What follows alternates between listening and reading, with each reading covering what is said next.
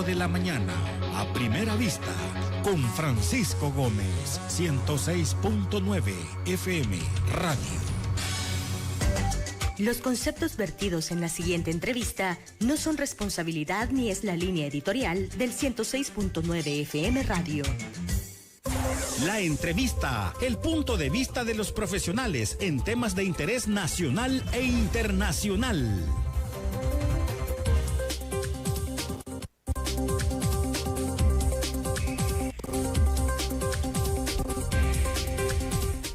Buenos días, ¿cómo estamos? Espero que le estén pasando de lo mejor. Bienvenidos a Primera Vista, la entrevista con Francisco Gómez en 106.9 FM Radio, la popular para todos ustedes, martes 2 de julio. Hoy amaneció más temprano que de costumbre, a las 5 de la mañana ya había amanecido, así que espero que tengamos un excelente día. Sean bienvenidos, Fran Durán está en los controles, soy Francisco Gómez, inmenso el gusto de estar con todos ustedes en esta mañana de la entrevista con Francisco Gómez en A Primera Vista. Hoy tengo el gusto de que nos acompañe el animal político de El Salvador, Ronald Umaña. ¿Cómo está, Ronald? Muy buenos días.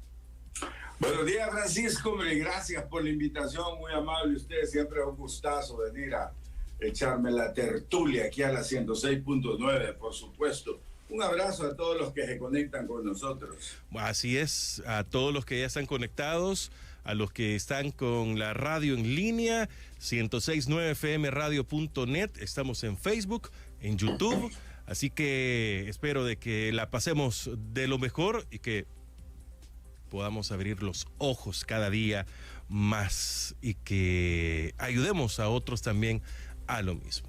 Ronald Umaña, muy buenos días. Bueno, este tema lo tenía pendiente de la semana pasada para poder conversar con algunas personas y usted es una de ellas.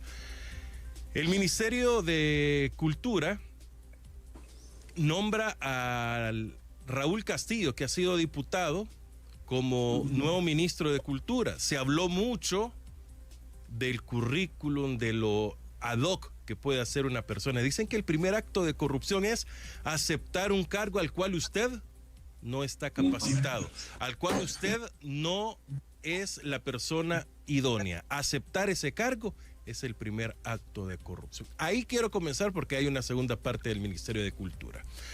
¿Por qué Ronald Umaña, con su experiencia, vasta experiencia, como un educador, como un formador de profesionales, por qué alguien puede aceptar un cargo al cual no está capacitado, Ronald? Mire, hay gente que no tiene conciencia de lo que es él mismo, ¿verdad? Porque realmente ser ministro de la cultura de este país significa tener una persona con una vasta cultura, con una amplia educación, ¿verdad?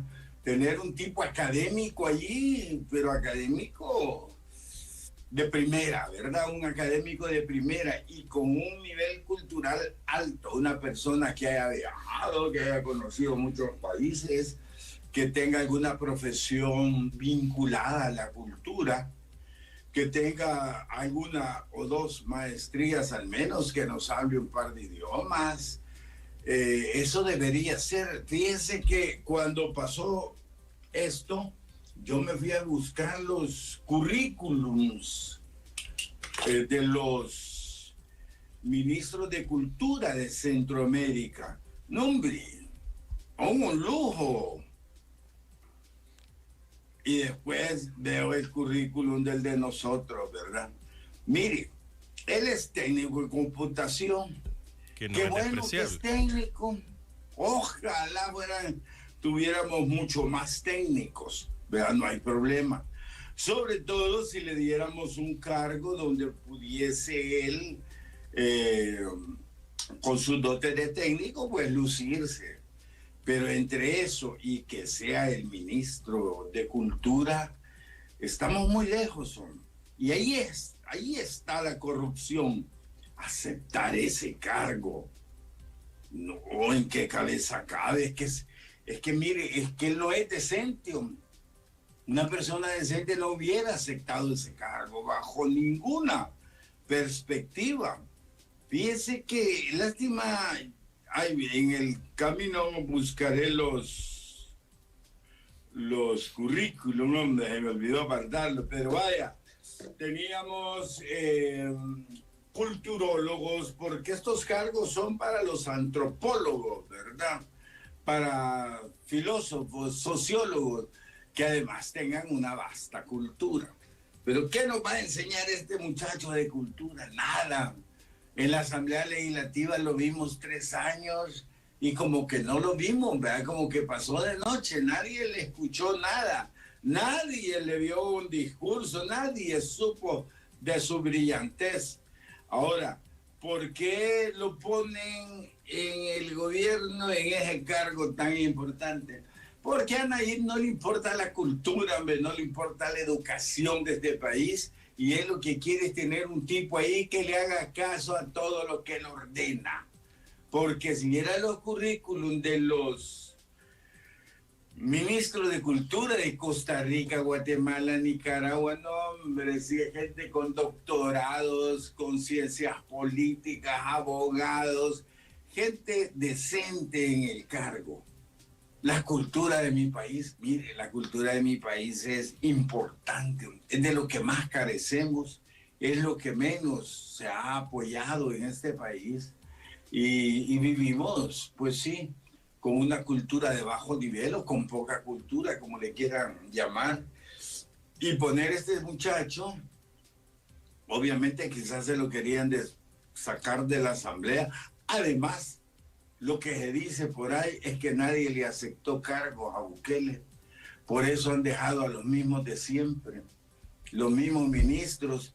Y en este caso, pues lo fueron a sacar de la asamblea al muchacho para que fuera a hacer el ridículo allí, ¿verdad? Obviamente tendremos 5 años más sin un verdadero ministro de Cultura, Francisco.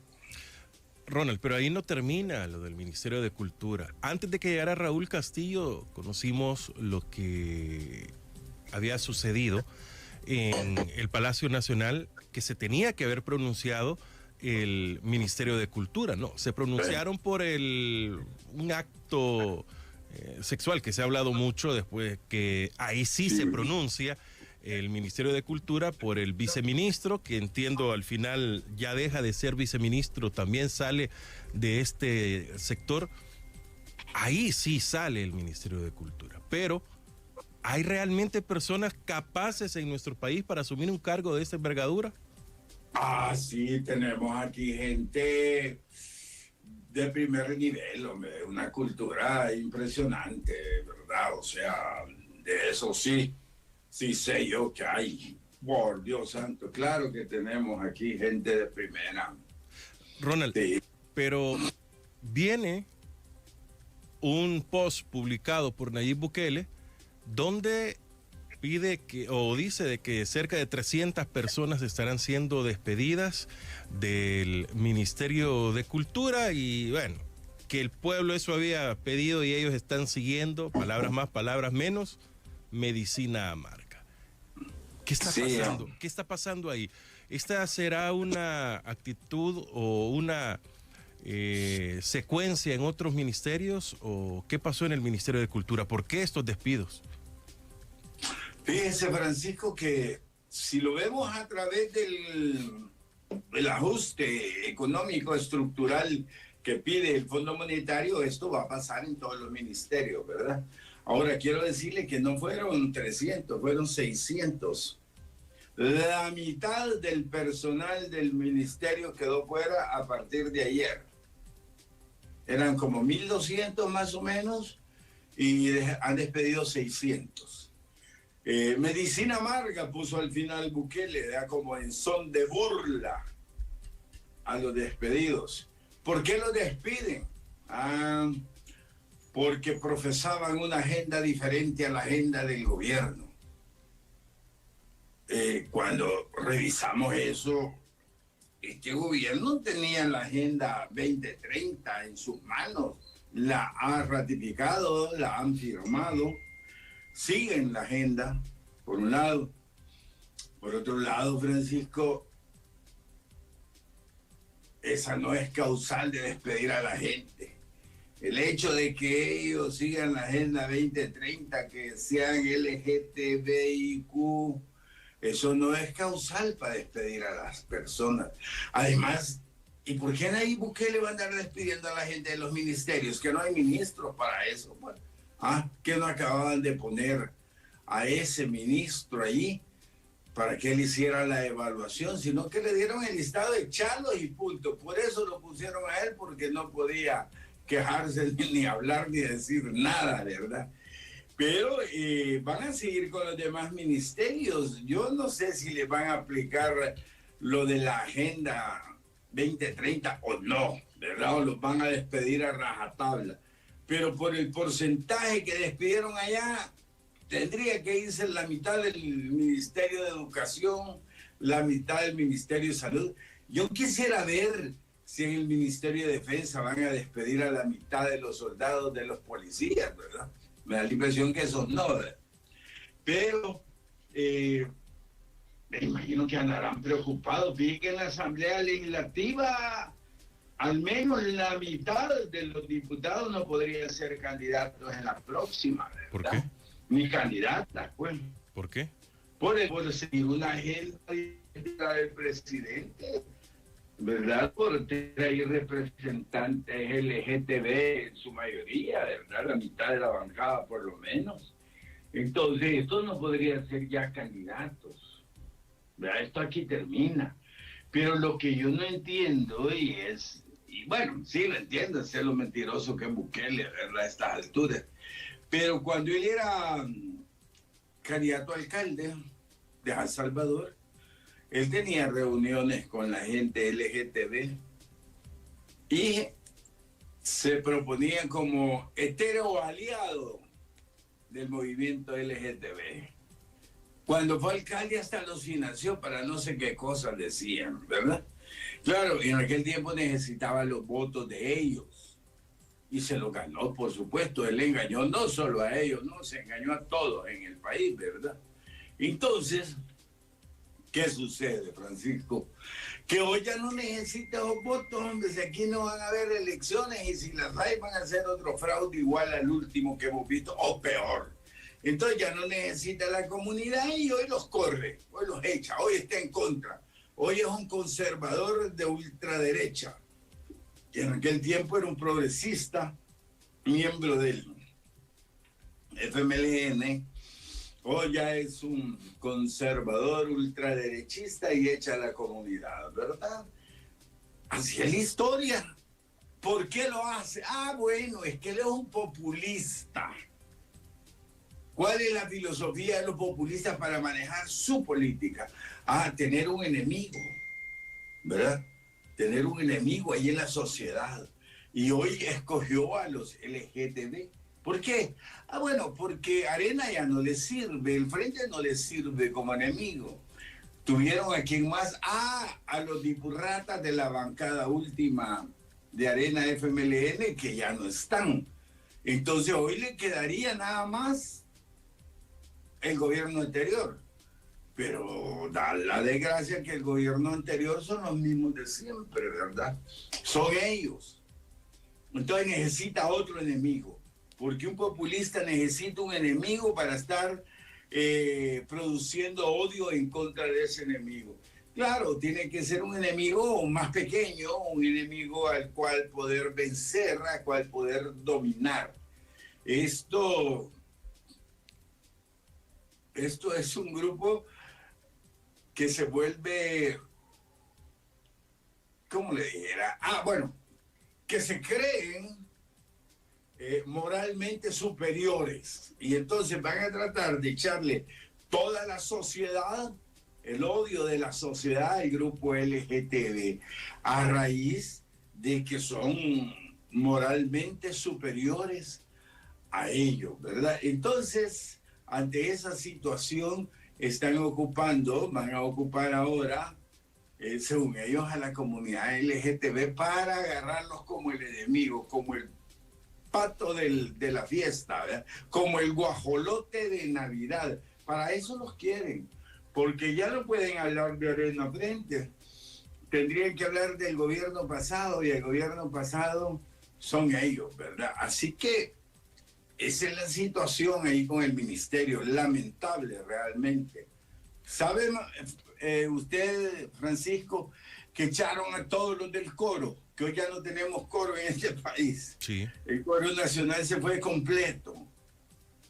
Es una cosa inconcebible. Uno no podría creerlo. Nosotros lo creemos porque vivimos aquí y sabemos lo que pasa. Pero yo le aseguro que fuera de este país no creerían lo que nos está pasando a nosotros acá. Ronald Umaña, en El Salvador, bueno, se vive cualquier cantidad de cosas. Nunca dejamos de tener noticias de El Salvador, pero creo que son momentos bastante difíciles los que estamos viviendo. Las lluvias, una vez más, nos han venido a desnudar. ¿Cómo califica usted el desempeño del Ministerio de Gobernación, de los cuerpos de seguridad y sobre todo de protección civil, cuando teníamos montado un equipo de protección civil, un sistema de reacción bastante avanzado, bastante reconocido y que daba buenos resultados? ¿Qué pasó, Ronald Umaña? Fíjate que aquí hay que comenzar por recordar a Jonás. Jorge Meléndez. Jorge Meléndez, mi amigo. Él en los 10 años que estuvo con el FMLN, 5 con el presidente Funes y 5 con el presidente Serén, él montó eso que usted dice, un sistema de emergencia de primera mano, reacción inmediata. Yo me acuerdo un día estuve platicando con Jorge Meléndez, me le encontré en un centro comercial y nos sentamos a tomarnos un café. Y yo lo felicité y le dije, mira, Jorge, realmente estás haciendo un excelente trabajo, un excelente papel. Sos de los funcionarios que más se ven. Sí, hombre, me dijo, mira, gracias a Dios me ha funcionado. Mira, él le digo, ¿cómo haces ahí con los ríos? No, me dijo, nosotros antes del invierno hacemos mitigación en todo el país. Antes del invierno revisamos todas las ADESCO que tenemos afiliadas en los ríos, les damos radio, me dijo. Entonces, cuando la correntada viene arriba y se forma ahí la correntada en el río, los habitantes de la parte alta avisan a los de abajo que ya va la correntada y todos los de abajo se apartan, se protegen, ven qué hacen, pero no los agarran desprevenidos. Y eso hace, me dice, de que salvemos muchas vidas gracias a la anticipación que tenemos, ¿verdad? Entonces tenemos todo un sistema y 262 comités en todos los municipios, me dijo, y el central, que es el nuestro. O sea que en total tenemos ya 263. Nos ayuda mucho el FODES que dejaste vos, me dijo. Con ese FODES logramos equipar a esta gente y tenerlos listos. Y eso ha ayudado a que salgamos adelante. Bueno, pues no me queda más que recordar a Jorge Meléndez, ¿verdad? Que fue un ejemplo realmente de funcionario. Como este gobierno no tiene ni uno que le lustre los zapatos a Jorge, por ejemplo, ¿verdad?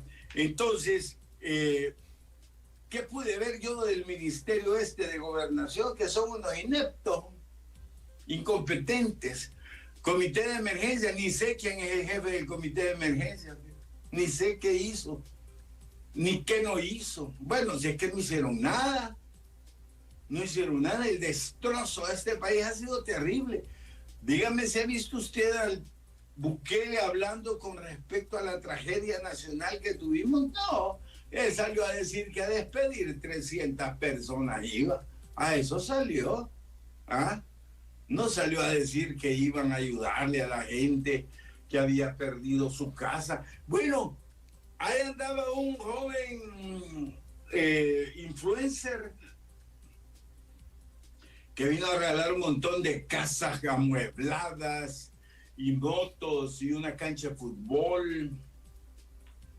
Ese muchacho en esos 2 meses que hizo todas esas casas ha hecho más que Nayib Bukele en los 6 años que lleva.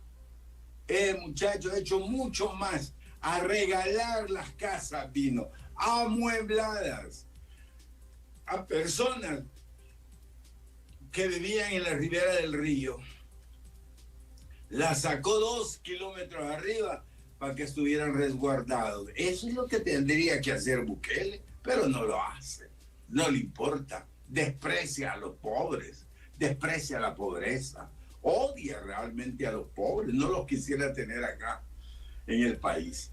Así que eso es lo que vi, incompetencia de este gobierno. Por supuesto nos hizo recordar, ¿verdad? 100 millones en Miss Universo, no sé cuántos millones en los Juegos Centroamericanos. El espectáculo que montó el día que se autorrecetó de nuevo el gobierno, el día de la coronación de la dictadura, todo ese montón de plata que se botó ahí, ¿verdad? Eso me hace recordar todo lo que se gastan a diario en troles y en youtubers pagados y en entrevistadores de televisión pagados, radios pagadas, televisoras compradas. Entonces todo ese dinero que botan allí, a la hora de la tormenta no había un centavo para la pobre gente, ¿verdad? Entonces lo que veo es un gobierno incompetente que no le importa a la gente, no le importan los pobres, ¿verdad? Eso es lo que veo, Francisco. Mr. Beast, el señor Bestia, es el influencer del que usted llama. Usted nos menciona y bueno, él entiendo de que llega a los países en vías de desarrollo, que en mi colonia los países en vías de desarrollo les dicen también tercer mundo, ¿no? Las casas son gratis el primer año. Se supone que luego de un año ya tienen que pagar poco, pero hay que pagar. Así que esas son las condiciones que hace este influencer, que se promocionó mucho, pero ya después cuando uno lee un poco se da cuenta de las realidades que se están viviendo o por qué están llegando a nuestro país en este caso. Ronald Umaña, 7:22. ¿Puede usted hacer preguntas, participar de esta entrevista? Nos retransmite TV1 El Salvador. Si hoy no retransmitía TV1 El Salvador, le hacíamos pulgar abajo y le caía penalidad a TV1 El Salvador, porque qué barbaridad, cómo se les puede quedar a primera vista la entrevista con Francisco Gómez. Bueno, Ronald, entrando ya a que hemos terminado el mes 1 del periodo 2 de Nayib Bukele. ¿Qué se ha propuesto? ¿Qué cambios se ha tenido? ¿Qué golpe de timón ha dado el gobierno en este primer mes de su mandato? Bueno, este es el primer mes del primer mandato de dictadura de Bukele, ¿verdad? Porque esto ya no es una presidencia, esto es una dictadura. Este no es un gobierno, es una dictadura. ¿Cuál cambio de timón? Echar a la gente, despedir a los del ministerio. Y si ese número es igual a lo que van a hacer con los otros ministerios, si aquí hay 180,000 personas en el gobierno, van a despedir 90,000, Francisco. Así que toda la gente del gobierno que me esté escuchando, que ponga las barbas en remojo, ¿verdad? Son 90,000 personas. ¿Cuál cambio de timón? Cambiaron de agenda, ¿verdad? Hoy sí ya son extrema derecha conservadora. Ya se plantearon a donde creen que están. Me da la impresión que suponen que Donald Trump va a ganar allá en Estados Unidos, ¿verdad? Y hay que estar alineado ya con Trump, que yo creo que no va a ganar, ¿verdad? Va a ganar la ¿cómo se llama? Michelle Obama, por ella apuesto. Entonces, ¿qué cambio de timón? Ninguno. Mire, los agricultores abandonados. Aquí como que la agricultura no les importa, aquí como que no entienden que los salvadoreños comen todos los días. La verdura está carísima, los cereales carísimos, la tormenta hizo que subieran más los precios, pero aquí no se ve que vayan a atender a los campesinos, cuando deberían de tener claro que sin agricultura no hay comida. Pero aquí no. Prefieren estarle comprando a Guatemala, Nicaragua, México, Honduras, ¿verdad? Y nuestros campesinos tirados. No han hecho nada por la educación, no han hecho nada por la salud, no han hecho nada por el agro. Este es un gobierno inoperante que solo es bueno para hacerse propaganda, ¿verdad? Solo para hacerse propaganda. Entonces, estamos en una situación precaria dentro del país, pero usted sale del país, a cualquier país del mundo, y, ay, dicen, don Bukele, vea, el más cool. No saben lo que pasamos sufriendo nosotros acá adentro. Claro, allá solo ven la propaganda, ¿verdad? Por cierto que me mandaron un video donde está la carretera de los Chorros, ¿verdad? Preciosa, ¿verdad? Un renders me mandaron que lo estaban viendo en España, creyendo de que eso era verdad. Entonces, ante eso estamos, pues.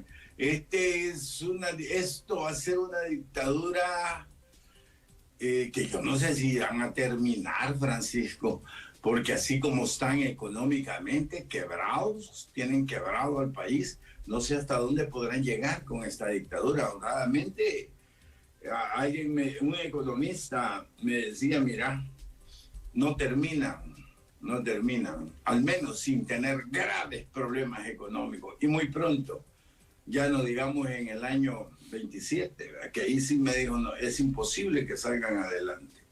Así que no veo nada, Francisco, realmente da tristeza ver este gobierno, no hizo nada en estos 5 años anteriores y hoy en los 5 años de la dictadura como que tampoco van a hacer nada, absolutamente. Quisiera tocar un poco realidad nacional, no política nacional, sino que la realidad de lo que estamos viviendo. A partir de esta semana, lo anuncié la semana anterior, pero ayer se me olvidó postearlo, hoy ya lo hice. Voy a poner, comienzo junio, semana 1, y los precios de las verduras o frutas que considero que más se consumen en el país, que no faltan en la cocina. Julio 1, semana 1, mercado de San Marcos, tomate, 4 medianos por $1. Y pongo fotografías del producto. El chile verde, 4 pequeños, o sea, pequeños son así, $1. Cebolla, 2 medianas, $1. La libra de papa, agárrense, no la papa soloma, no, la papa más común, $1.10. 3 plátanos por $1. Los pipianes, los pequeñitos, $1. Cuando les digo los pequeñitos son como que son dátiles, ¿no? El pipián, el grandote, ese pipián grande, $1. O sea, pero grande, normal, ¿no? La zanahoria, 50 centavos, y es así de grande. Ahí pongo las fotografías también. La sandía, $2.75. ¿Por qué tan caro, Ronald? ¿Por qué no pasa nada? O sea, ¿quién controla? Salieron señoras vendedoras de la tiendona diciendo de que los precios ahí no han aumentado. Le pregunto a la señora que me provee a mí, que va a la tiendona, y es cierto, eso es mentira, me dijo, completamente mentira. O sea, ¿quién miente? ¿Quién dice la verdad entonces, Ronald? Bueno, o sea, de que esa es propaganda del gobierno, el hecho que alguna señora en la tiendona salga diciendo eso. Hasta ese punto llegará. Me imagino que le dijeron que le iban a aplicar el secot, ¿verdad? Si no hacía el video. Todos sabemos. Ronald, solo una corrección. Yo me equivoqué. La sandía me costó $4, me está diciendo la señora de la casa, mire. $4. Sí. O sea, es algo y no estamos hablando. Yo compré una chiquitita ¿sí? De 2.25, pero chiquitita. Sí. No, es que mire, Francisco, mientras este gobierno no se dedique a atender a los agricultores, la comida siempre va a ser cara acá. ¿Por qué? Porque la comida se produce en Guatemala, toda la verdura. Pipianes, huisquiles, sandía, todo eso viene de Guate. Los cereales de Nicaragua, los lácteos de Honduras, la carne de res y de cerdo Nicaragua y Honduras, que aquí ya no se come carne, por supuesto, ¿verdad? Entonces, mientras no vayamos al campo, mientras no atendamos a nuestros campesinos, nuestros agricultores aquí, la comida va a ser cara.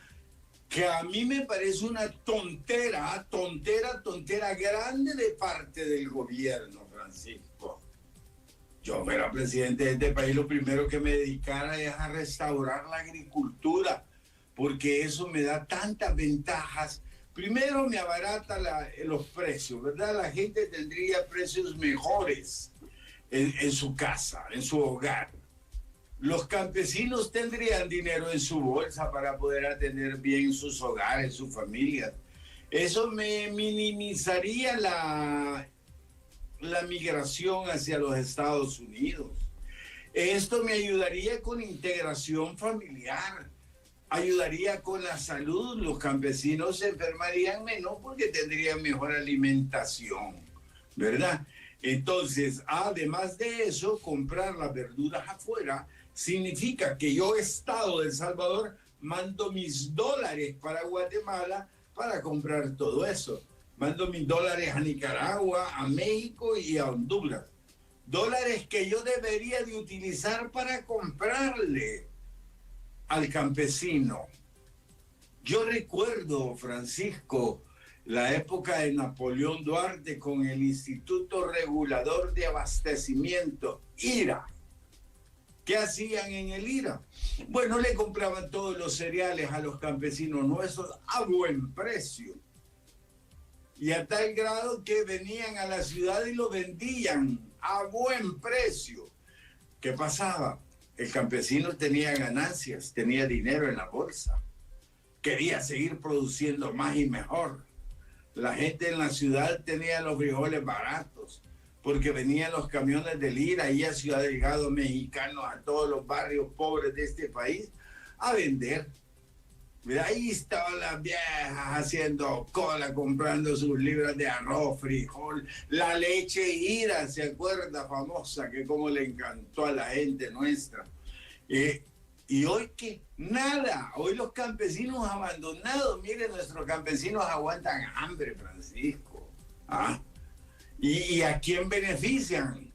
Ah, bueno, aquí hay unas personas, unas empresas que importan arroz de allá de Asia, traen maíz de Estados Unidos y lo vienen a vender aquí a precios que los campesinos nuestros no pueden competir. Y uno se pregunta, ¿y por qué? Pues entonces viene más barato de allá. Sí, es que allá subsidian a los agricultores. Allá les ayudan a los agricultores. Aquí los pobres agricultores están tirados. Imagínense cómo estarán ahora, Francisco, hoy que la tormenta les destrozó toda la siembra. ¿Ah? Hoy que les destrozó la cosecha. Debido a eso es que están más caros los alimentos ahorita. Y viene la otra tormenta que parece que el jueves comienza a llover de nuevo. Entre jueves y viernes. Jueves y viernes, ¿verdad? Entonces eso va a terminar con lo poco que ha quedado. Aquí estamos ante un gobierno que no hace nada por la gente, que no hace nada por el pueblo. Ahí vi lo que se desbordó en Usulután. 500 familias caminando, huyendo del agua. No vi yo al ejército ayudándoles, no vi la policía ahí, no vi a Protección Civil, no vi a nadie más, no solo la pobre gente salvando su vida, ¿verdad? Entonces estamos ante una dictadura mala, una dictadura inoperante que no sirve para nada. Y este es el comienzo. Quiero ver más adelante cómo nos va a ir. Usted, como un educador, ha formado a muchísimas generaciones de profesionales en nuestro país. ¿Hacia dónde va la Universidad de El Salvador? Porque no se ve ni atrás ni adelante de que baje la deuda que tiene el Estado para con la Universidad de El Salvador, donde la educación es gratuita. Se va a terminar la gratuidad de la educación universitaria, que fueron, aunque no les gusten, logros de los gobiernos que tuvo Mauricio Funes y Salvador Sánchez Serén, sobre todo Salvador Sánchez Serén. Cierto, hombre, mire, Francisco, la gratuidad de la universidad, ¿quién la dio? Mauricio, ¿verdad? ¿El presidente Funes Sí. o el presidente Serén? Serén ministro, Serén después presidente. Ah, Serén ministro, tiene razón, tiene razón. No, yo recuerdo al presidente Serén cuando declaró libre de analfabetismo en los municipios. Eso es una gran obra, perdónenme, pero eso... usted sabe, yo no soy de frente, nunca he sido del frente ni nunca voy a ser del frente, ¿verdad? Pero una cosa es que yo nunca haya sido del frente y otra cosa es que no pueda ver las cosas buenas que hizo el frente. Y yo como educador me fascina la educación, usted lo sabe.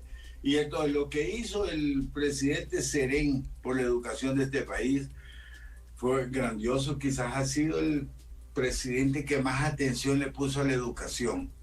¿Qué están haciendo con la educación ahora estos señores que tenemos ahí? Nada, destruyéndola. Si la Universidad de Salvador, Francisco, está cerrada, hombre, si eso ya no es universidad.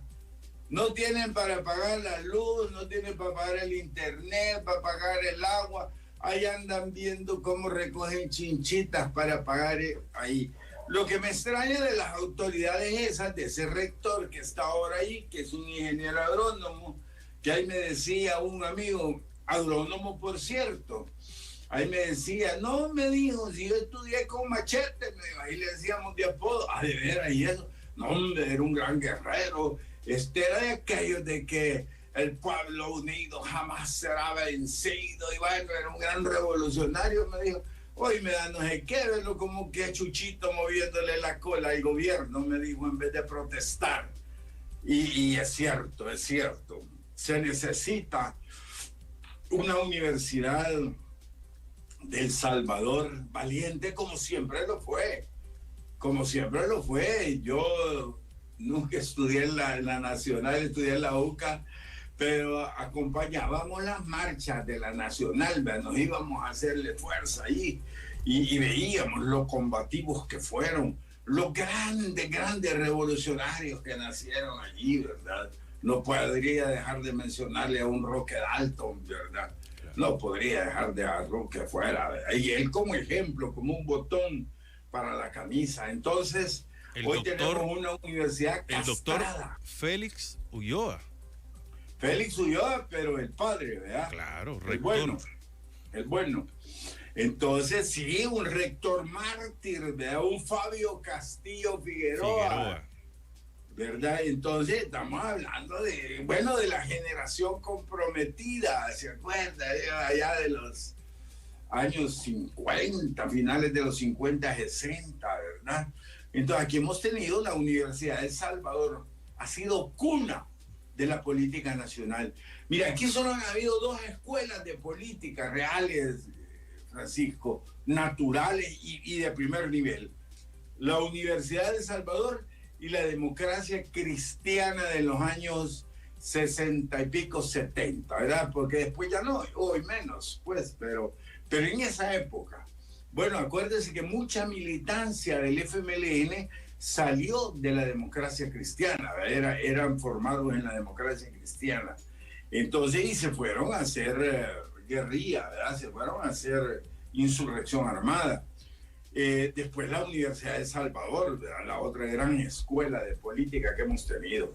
Hoy está destruida, no sirve para nada, solo dan clases virtuales para que no se reúnan los estudiantes allí, para que no haya esa efervescencia sociológica que da el hecho de estar reunidos varios estudiantes hablando y analizando y pensando, ¿verdad? Entonces los tienen atomizados por eso. Y se ve que las autoridades universitarias vendidas. ¿Para dónde va la Universidad Nacional? Esa es la gran pregunta que me está haciendo usted en el fondo, Francisco. Mire, yo creo que la van a cerrar así como va hoy, porque hoy ya estamos hablando de una dictadura conservadora de ultraderecha. Podrían privatizarla, podrían darla en concesión, así como veo que están entregando el CENTA, ya entregaron las 200 en el CENTA. Podría pasarle lo mismo a la Universidad de El Salvador. Pero toda aquella oferta que hizo Bukele cuando era progresista, de las 3 universidades en el país, de inyectarle dinero a la Universidad de El Salvador, de hacer la mejor universidad de Centroamérica, ¿verdad? La mejor de Centroamérica, le iban a invertir no sé cuántos puntos del PIB arriba de todas las universidades de Centroamérica. Pues sí, ahí está, ¿verdad? Hoy la cerraron. Bueno, dijo que iba a hacer residencias universitarias, no hicieron eso. Hoy ya no hay dinero ni para profesores auxiliares, ya no hay para los becarios. Había gente de escasos recursos, que un programa que hizo el doctor Fabio Castillo Figueroa, que a la gente de escasos recursos la llevaban a estudiar a la universidad y les daban dinero, les daban un subsidio para que se pudieran mantener y pudiesen estudiar. Esa era una gran ayuda para la gente pobre. Entonces estamos ahora ante la destrucción del máximo centro de educación en este país. ¿Qué nos dice eso? Que a esta gente no le importa, no quieren que estudie los pobres. Solo recuerdo a mi colega, la Álvarez, la politóloga guatemalteca, Gloria Álvarez, que ella me dijo un día, mira Ronald, ¿y para qué le estás reclamando educación a ese gobierno? Si ese gobierno los quiere imbéciles a todos, ese gobierno no los quiere educados, porque un pueblo educado no se puede manipular, Francisco. Un pueblo sin educación lo hacen para donde quiera, pero un pueblo educado no. A un pueblo sin educación le dicen, haga caso y no se queje, ¿verdad? ¿Ah? Jure que me va a hacer caso a ciegas. Un pueblo educado, usted no le puede decir eso, Francisco, jamás, ¿verdad? Pero un pueblo sin educación sí puede abusar de él. Pero un pueblo con educación usted no puede abusar de él. Entonces, ¿qué es lo que quieren? Abusar del pueblo. ¿Qué es lo que quieren? Que no protestemos, que no digamos nada, que hagamos caso, que no nos quejemos. Eso quieren. Vamos a ver si les aguanta el gusto. Ronald, pasamos hablando durante que quizá la mitad del periodo presidencial o un poco más anterior, de que venían reformas a la Constitución. Es más, Félix Ulloa, vicepresidente en ese momento, presentó un 15 de septiembre la propuesta de reformas a la Constitución de la República. Sí. ¿Cuándo van a llegar estas reformas? ¿O nos vamos a quedar con aquellas 14 palabras que bien las contó Julia Evelyn Martínez y me dice, con eso es suficiente? 14 palabras a un artículo para poder cambiar en el momento justo y necesario la ley. Ya lo hicieron con Cultura, que Cultura ha sido quizá el Ministerio de Junio, ¿no? Que reformaron la ley de Cultura, despiden a trabajadores de Cultura, prácticamente la mitad, nombra un nuevo ministro que no es ad hoc al puesto, en fin. Pero ¿cuándo van a venir estas reformas que tanto profesamos y dijimos y al final solo hubo una? Pero Francisco, primero pusieron a Félix Ulloa, hijo, a hacer las reformas, ¿verdad? Él lo que hizo fue una nueva constitución, ¿verdad? Reformaba que el 80% de los artículos de la Constitución, y eso ya es una nueva, ya no es una reforma. ¿Qué pasó con esa reforma? La tiraron a la basura. A Bukele no le importaba ni quería eso. ¿Para qué lo hicieron? Para tener entretenido a Ulloa ahí, para que tuviera con qué estar jugando, ahí no se metiera en las cosas de Capre mientras ellos consolidaban todo en casa presidencial. Cuando llegó la cosa esa, la votaron, no la echaron adelante. Hoy hicieron ese cambio en ese artículo, acabar las 14 palabras que dijo Julia Evelyn, que bastan para desarmar y desarticular la Constitución. ¿Que es correcto hacer eso? No, señores, hombre, si el artículo que modificaron, ese era el artículo que decía que no se podían modificar las cosas, ¿verdad?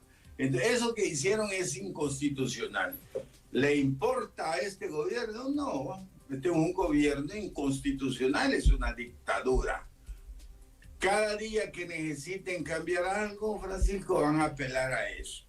Bueno, de hecho cambiaron ya la ley de cultura, ¿verdad? El patrimonio cultural.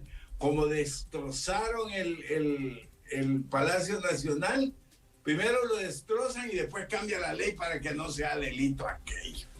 ¿Ya? Y entonces uno viendo aquí, a mí risa me da las cosas que hacen, pues. Claro, en el tiempo veremos cómo termina la dictadura y a ver qué facturas van a tener que pagar por todo lo que han hecho. Y una de ellas será la del Palacio, Francisco. Eso que hicieron de romper esos mosaicos de un siglo, más de un siglo de estar ahí. Eso de haberse llevado la araucaria, que era, y por cierto era la araucaria que simbolizaba a El Salvador, ¿verdad? Porque ahí estaban las 5 repúblicas.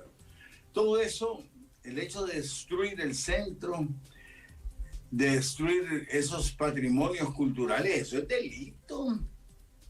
Eso es delito. Si ahí alguien va a poner una denuncia y eso implicaba como $1 millón de multas y implicaba no sé cuántos años de cárcel para los que hicieron eso. Claro, van y hoy reforman para que aparezca que no es delito. Pues sí, pero hacerlo después de haber cometido el delito, no sé si eso lo vaya a salvar, por supuesto, ¿verdad? Pero ante eso estamos. Esta es una dictadura, la estoy escribiendo. Ahí quedará para la historia de este país.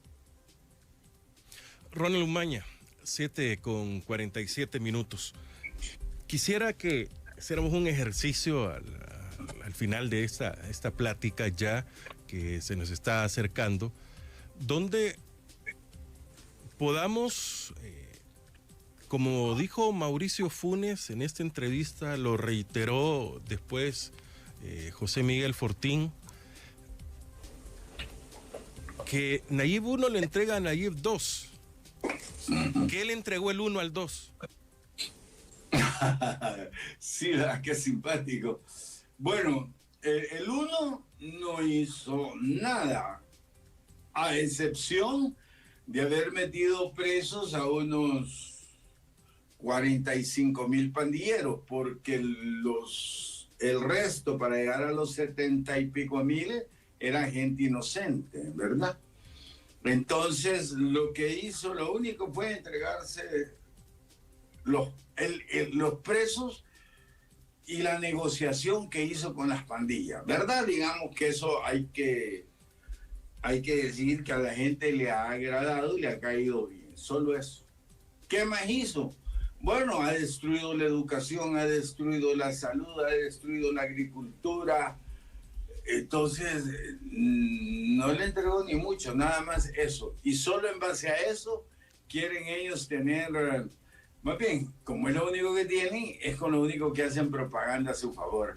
Un día de estos trasladaban 2,000 mareros más al Secot, ¿verdad? Todo un espectáculo, ¿verdad? Llevando a los muchachos tatuados y haciendo todo el relajo que hacen. Eso cada día vale menos para la gente, ¿verdad? Cada día tiene menos importancia. Al principio la tuvo, hoy ya no. Hoy el problema es un problema de comida, hoy es un problema de pobreza. Entonces lo que le entregó el 1 al 2 es un país pobre, maltratado, endeudado. Nos subió la deuda en 11,000 millones de dólares, Francisco. 11,000 millones de dólares en esos 5 años. Eso es decir demasiado. Pero no solo, cuando uno habla de la deuda, uno no solo puede hablar de la deuda, porque hay que hablar de la deuda y de la pobreza, ¿verdad? Porque alguien me dijo un día, sí, pero también el Frente la subió, me dijo, sí, le dije, pero bajó la pobreza. Y no la subió en los niveles de este muchacho. Y bajó la pobreza. ¿Qué sucedió ahora? Hoy este muchacho la sube a 11,000 millones y sube la pobreza, Francisco. Entonces uno dice, hey, ¿y a dónde está el pisto?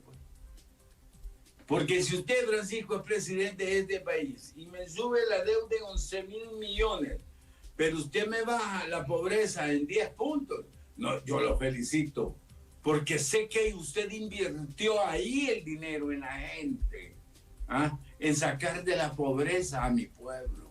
Y el 10% de un país de 6 millones, estamos hablando de 600.000 personas, ¿verdad? Pero hoy cuando vemos la pobreza de nosotros ya llegamos a 2 millones de personas, Francisco. O sea que ya el 39, creo que 40% ya estamos lindando la pobreza en El Salvador. ¿Con cuánto vamos a terminar en estos años? No lo sé, pero bien alto. ¿Cómo van a resolver el problema del pago de los 11.000 millones? No sé, en el 2027 ya no sé cómo van a hacer. Por eso están despidiendo a la gente, porque ya no tienen pisto para pagar las planillas. Por eso.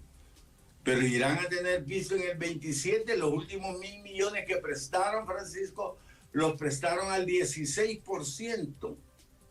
Imagínense.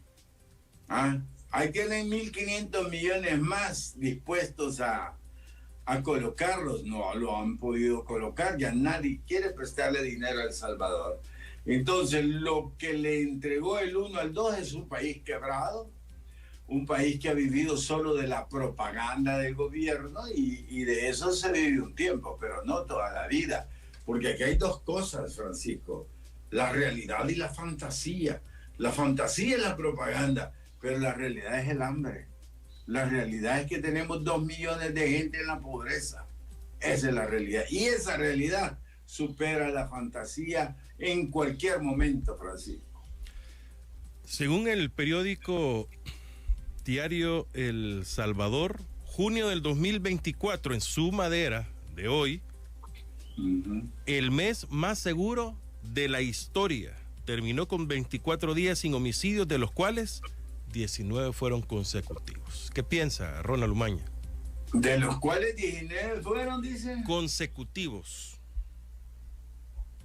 ¿Solo de la tormenta? No, son homicidios. Los de las tormentas son muertes únicamente.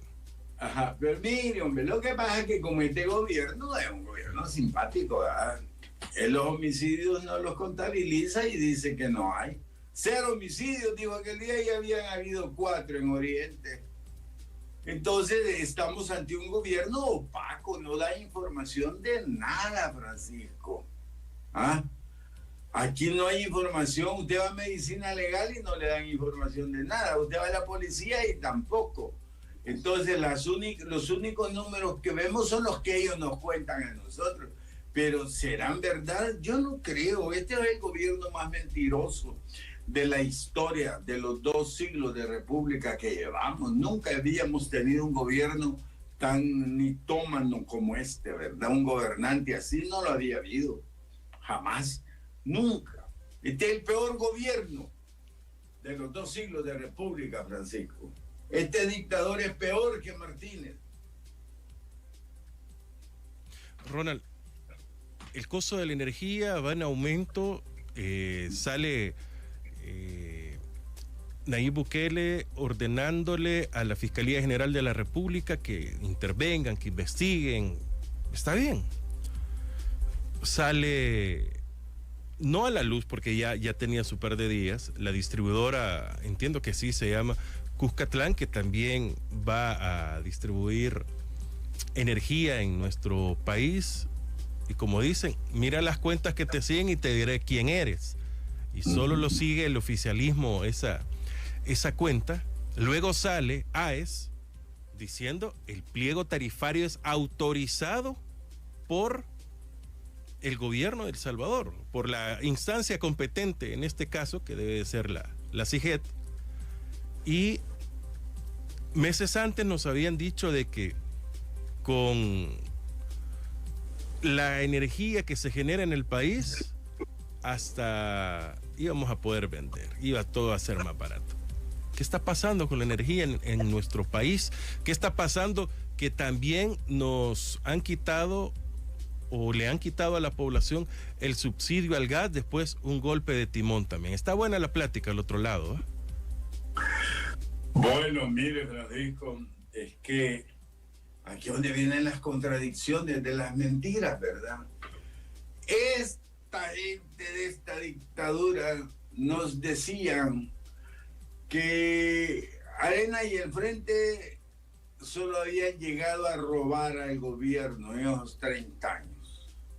Pero cuando usted se pone a pensar, nos daban subsidio en la energía, nos daban subsidio en el agua, nos daban subsidio en la gasolina, o sea que subsidiaban todo. Y hoy estos nos quitan todos los subsidios. Y entonces uno dice, ¿y aquí cómo es el volado? Pues aquellos los que robaban daban subsidios. Estos que dijeron que no iban a robar no dan subsidios, o sea que no es cierto, ¿verdad? Estos decían que el dinero alcanzaba cuando nadie se lo robaba. Hoy la gran pregunta es, Francisco, ¿y hoy quién se lo roba? Pues porque el piso no les alcanza. ¿Ah? ¿Quién se lo está robando ahora? Eso es lo que deberían de ponerse a pensar. Si no han hecho nada, por Dios santo, mire. Bueno, insisto, la agricultura es lo que más me duele porque es lo que más está a la vista y es lo primero que deberían haber arreglado junto a la educación y la salud. Pero no hacen nada, entonces ¿a dónde está el pisto? Pues ¿a dónde se lo llevaron? Hoy nos dicen que no van a subir impuestos. Sí, pero le quitan el subsidio a la energía, le quitan el subsidio al agua y esos son impuestos. El hecho de que haya inflación en el país, ese es el impuesto más ingrato que hay, Francisco. Y cuando usted me dice, bueno, mire, y la energía eléctrica subió la tarifa y van y dicen que hay una estafa grabada ahí en Del Sur, pero no capturan a nadie, ¿verdad? A nadie. Ahora llegaron, intervinieron allí. Por cierto que los estaban esperando ya adentro, como que fue un compadre hablado. Después de eso no dijeron nada. No dijeron nada. ¿Dónde estaba la estafa? ¿Si iban a devolver el dinero estafado o qué? Se han quedado callados. Esto es igual, Francisco, como aquella reunión que tuvo Bukele con todo su equipo ahí de gobierno y el fiscal, y le dijo al fiscal que quería que los investigaran todos, ¿verdad? A todos, a ver quiénes eran los ladrones que estaban en el gobierno y que no sé qué y que no sé cuánto, ¿verdad? Nunca supimos cómo terminó la investigación en la fiscalía, Francisco. ¿Cuántos eran los ladrones de todos los que estaban sentados ahí? Porque Bukele dijo que no quería que lo recordaran como el que no robó pero se rodeó de ladrones, ¿verdad? ¿Ah? O el que robó y dejó que robaran.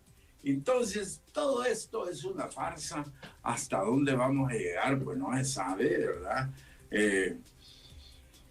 No se sabe realmente. Vamos a ver, no hay cuerpo que lo resista, decía mi nana, ¿verdad? Entonces, espero que esto termine pronto.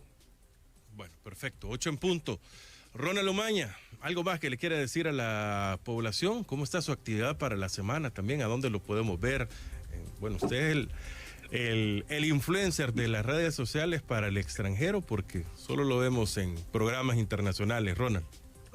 Bueno, pues sí, fíjense, voy a estar el jueves, tengo un programa que se llama Diálogo sin Censura. Me preguntaban por qué el nombre, y yo les dije, porque aquí hay uno que se llama Diálogo con Censura, entonces nosotros decimos el que no tiene. Entonces el jueves a las 8 de la noche voy a tener a José Miguel Fortín Magaña en la entrevista. Y por supuesto todos los viernes ahí en Mix de Medios. Agape, TV8 a las 8 de la noche. Así que eso es lo que resta para la semana, Francisco. Bueno, perfecto. Ronald Omaña, muchas gracias por habernos acompañado. Abrazos en la distancia y déjese ver cualquier día de esos también. Igual, Francisco. Abrazo para la gente que se conectó y un abrazo para usted y para el otro Frank que está por ahí, ¿verdad? Un abrazo para todos. Bueno, muchas gracias a todos ustedes por habernos acompañado. Los invito a que continúen con la máquina del tiempo. A todos ustedes, muchas gracias. Mañana, 7 de la mañana, siempre estaremos por acá en A Primera Vista, la entrevista con Francisco Gómez. Para todos, muy buen día.